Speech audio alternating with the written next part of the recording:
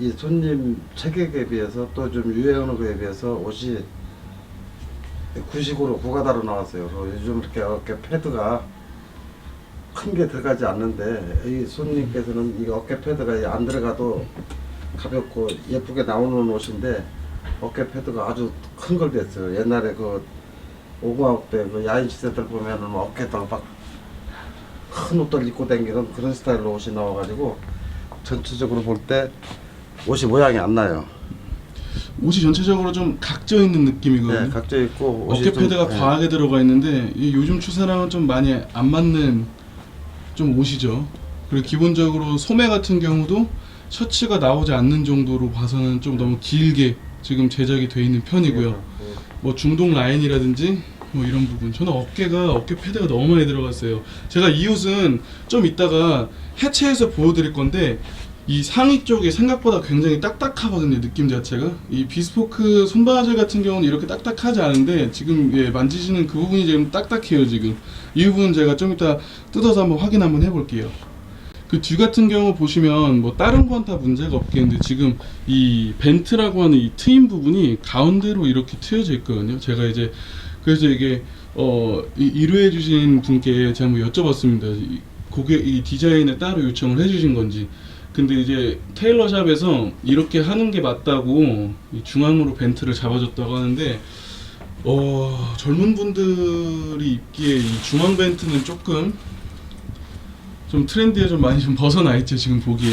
그리고 여기 등품 쪽 이쪽 라인도 좀 생각보다 좀 많이 울고 있고요. 소매 쪽도 굉장히 많이 울고 있고요. 제가 일전에 잘못 나온 맞춤 정장 상위편에서 한번 다뤘지만 이렇게 뒤쪽에 주름이 많이 가는 건 좀 옷에 문제가 있는 겁니다. 잘못 만들어진 케이스라고 보시면 될 것 같고, 어깨를 유심히 보시는 게 좋아요. 이런 어깨 같은 경우 예복 진행하시는 분들 아마 많이 보셨을 거예요. 이런 어깨는 정상적인 어깨라고 하기에 무리가 있습니다. 이거 전형적인 옛날 정장 패턴이에요. 정장도 젊게 표현할 수 있고 세련되게 입어야 되거든요. 이렇게 정장을 혹시 만들었다고 한다면 어깨 패드를 빼는 게 좋습니다. 뒤 모습인데 지금 바지 같은 경우는 조금 작다에 가까워요. 전체적으로 크다에 가까워요. 지금 보시면 여기 여유량이 굉장히 많거든요. 지금 여기 여유량이 이게 다 큰 거예요. 지금 작아서 생기는 주름이 아닌 커서 생기는 주름입니다.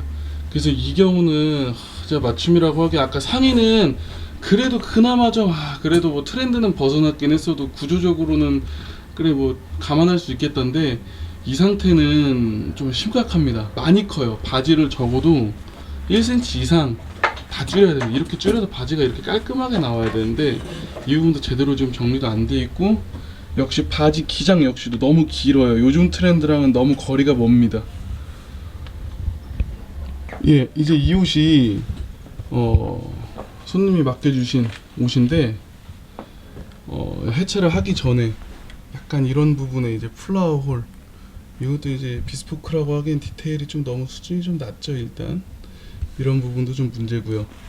두 벌을 맞추셨대요.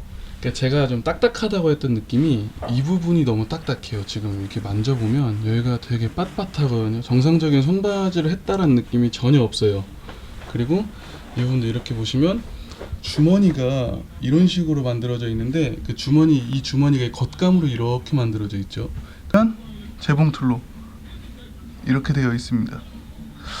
전형적인 저가 소재에 가까운데, 일단 제가 이 딱딱했던 부분 의심스러워서 한번 뜯어봤는데 지금 보이시나요?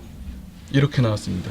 지금 옷 안쪽을 뜯어서 해체를 해봤는데 지금 자세히 보시면 옷 안쪽에 지금 박음질이, 이건 손바질로 표현을 할 수가 없죠. 재봉틀로 표현이 된 거예요. 재봉틀로 이런 식으로 대충 만들어 놨습니다. 이렇게 만들었어요. 이렇게 만들고 옷 안쪽에 마감 처리 이런 거 다 하나도 안 해놓고, 잘라야 될 부분이 분명한데 자르지도 않고 그냥 이런 식으로 넘겨놨어요. 여기가 이제 저희 옷입니다. 저희 옷 같은 경우는 보시면 전부 손바질로 이렇게 마감이 되어 있죠.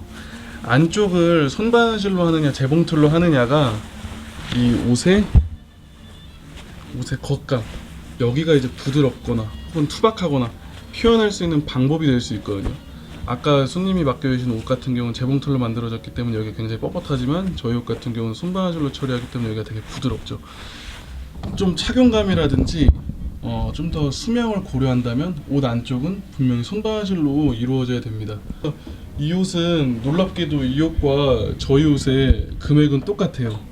금액은 같지만 한쪽은 옷 안쪽을 전부 다 재봉틀로, 그리고 저희 옷 같은 경우는 전부 다 손바질로 제작한 차이점이 있다고 보시면 될 것 같습니다.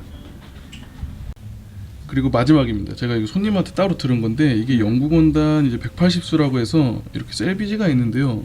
이것도 좀 우울앤 캐시미어 180수 바이 잉글랜드, 바이가 붙어 있는 게 조금 의심스럽거든요. 메이드 인 잉글랜드, 메이드 인 이태리면 거기서 만든 건데 바이 잉글랜드는 잘 모르겠고, 그리고 뒤에 보시면 스타일, 베스트, 월드, 킹, 이거 어떻게 해석하는 게 좋을까요? 하여튼 조금 여러모로 그렇게 깔끔한 원단인 건 잘 모르겠습니다. 이건 제가 따로 확인을 해봐야 되겠지만, 근데 재밌는 건 이 손님이 아까 전화를 했었는데 이탈리아 원단이라고 얘기를 했다고 하네요. 그래서 이탈리아 원단 아닌데 여기 잉글랜드라고 써 있는데, 그래서 이런 부분도 조심하셔야 됩니다. 문제가 많네요 진짜.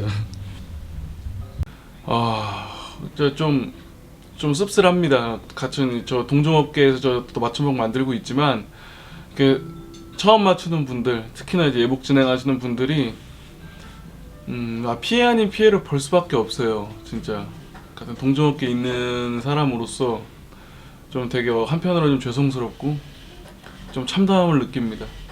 정말 간곡히 부탁드리자면, 그 맞춤복 업계에 있는 분들, 뭐 정말 대다수의 분들이 정말 깨끗하게 장사하고 저 신념도 가지고 있고 하는 거 다 알고 있습니다. 근데 이 소수의 이런 진짜 좀 이런 경우로 인해서 맞춤복에 대한 인식이 안 좋아지면 결국 시장 자체가 무너질 수밖에 없거든요. 제발 정직하게 장사했으면 좋겠어요. 제발 부탁드립니다. 그리고 우리 맞춤복 처음 진행하시는 분들, 예복 진행하시는 분들, 이런 경우가 꽤나 많거든요. 뭐 어차피 상관없습니다. 그냥 이렇게 편하게 오셔서 그냥 저한테 물어보시면 제가 다 이렇게 얘기해드리고 정직하게 모든 거 다 말씀드릴게요. 이 수제 확인할 수 있는 방법, 특히나 예복 시장 진짜 많아요. 그 옷의 안쪽에 재봉틀로 박혀져 있는 거, 이런 꼭 확인하셔야 됩니다. 확인할 수 있는 방법 말씀드렸고, 실제로 맞추셨던 분들도 옷 가져오세요. 제가 뜯어서 보여드릴게요. 그냥 이렇게 진행되는 게 좋을 것 같습니다. 그래서 오늘 막 갑작스럽게 진행됐는데 좀 도움이 됐으면 좋겠네요.